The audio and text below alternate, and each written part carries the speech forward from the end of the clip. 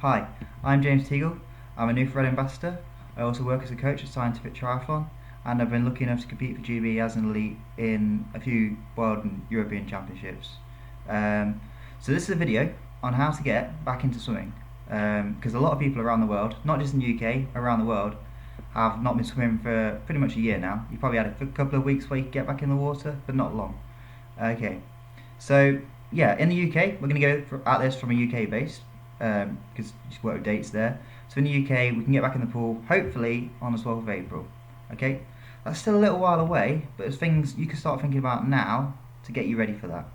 So if you're a triathlete, if you're a swimmer who's been doing some cross training, you've probably been out on the bike, you've been running, and these sports will increase your fitness. Great, you'll be fit as a fiddle.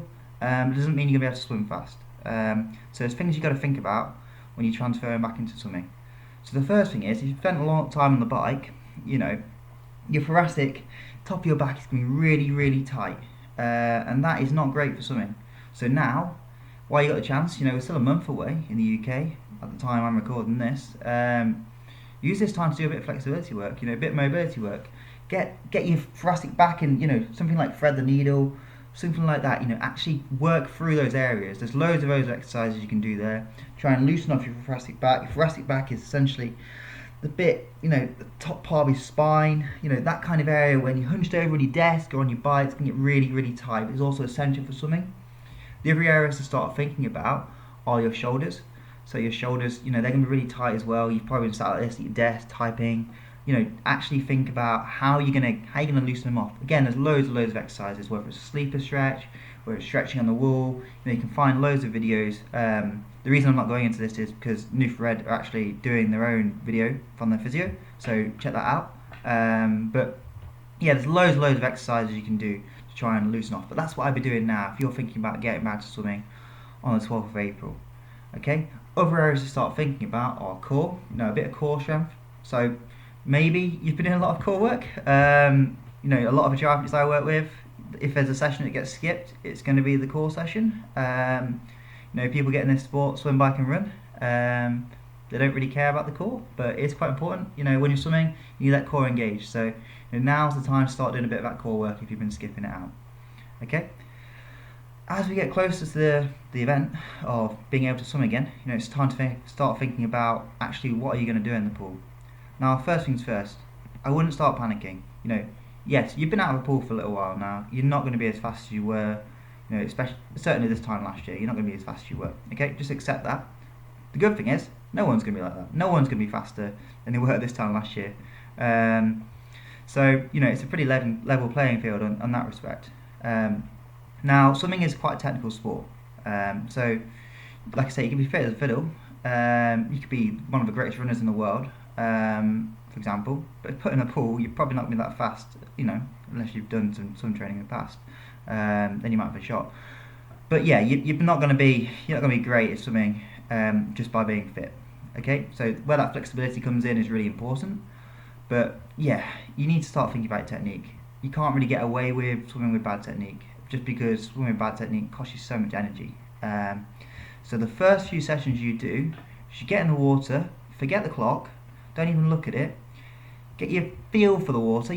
Some people feel all right when they get in the water the first time. Some people feel shocking. Just swim.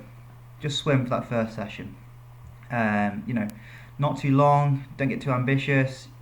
Just swim. And start thinking about your technique as well. So a lot of you, if you're advanced athletes, will have, what areas you're a bit weak on. Maybe you're slipping through the water. Maybe your catch is a bit low, that kind of thing. Now is a great time to start thinking about that, because it's really hard to change your stroke as an advanced swimmer. You get into these habits, and you have to really, really think about them to get out. Now, being in lockdown, you spent a long time not swimming. Those habits are going to be nowhere near as enforced. So you can start, if you start thinking about now getting your technique right, then you can really break that down and actually make some progress. Whereas before, yeah, it could have been really hard that technique. Now you're not going to be swimming faster because you won't be conditioned enough. But start thinking about that technique now. It's going to pay dividends down the line. Okay, so for the first few sessions, just think about swimming, thinking about your technique. If you can get a camera, great. Get a camera, see what you're doing underwater. It's really hard to do. It's a bit inconvenient, but if you can do that, that was fantastic. Because you're able to see, okay, where's my stroke breaking down? What are the problems? And it's really easy to fix because you haven't got that muscle memory that you would have had, last year. Okay.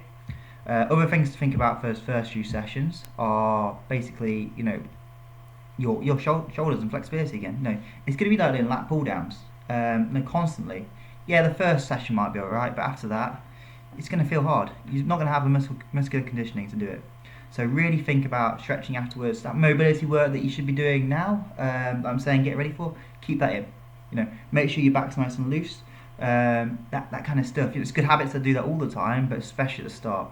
Compared to running, you don't get that many injuries in swimming, but you do get injuries, shoulders, and shoulders that can be a problem. So really focus on that, okay? And good technique and everything I just discussed.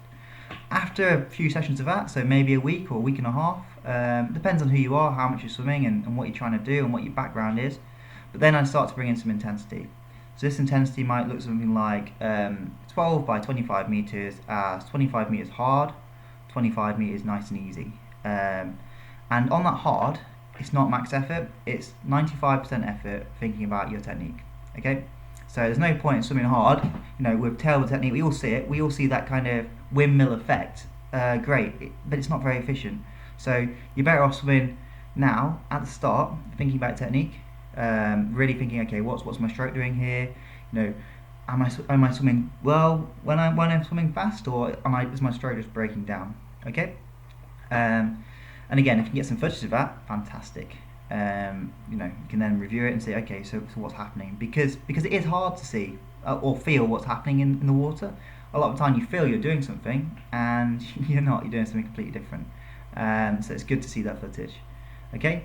So you might, if you're advanced swimmer, you might do that session, so 12 by 25 meters, one hard, one easy, with like 300 meters of nice technical work in between. You might do that 3 times. Okay.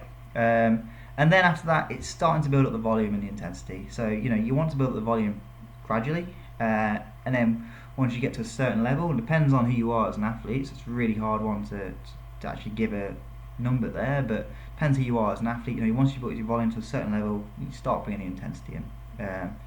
So you should be able to swim the distance of your event pretty comfortably before you start bringing too much intensity in. But that's for an advanced athlete. But yeah, start bringing in some intensity in. So something might look like something like 12:50s at race pace. Say it takes you 60 seconds to complete 50 meters. You might take 30 seconds off. It takes you 40 seconds to complete 50 meters. You might take 20 seconds off. That kind of thing. And then I gradually build it up. So you gradually build that session up to something like 6 100s might be the next week. And then just gradually increasing it. So the week after that might look like 16 by 50 meters or something around that kind of margin. Okay, that is in parallel with increasing your volume though. So you still do a couple of easier sessions, thinking about your technique. Throughout this whole period, you want to think about your technique.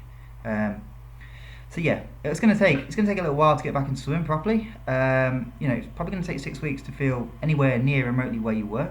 Don't worry about the time so much. Just remember, everyone's in the same boat. Enjoy getting back in the water. Enjoy that. For triathletes especially, there's some races coming up at the start of May or middle of May. Just relax. Everyone's in the same boat there. You can do what you can do. You can't control what you can't control. So. Obviously the usual thing, getting in the open water if you can. If you've got races coming up in May, that's fantastic. But yeah, don't worry about your speed so much. It will come, but don't rush it because everyone's in the same boat. Okay, I hope that was useful. That's all from me.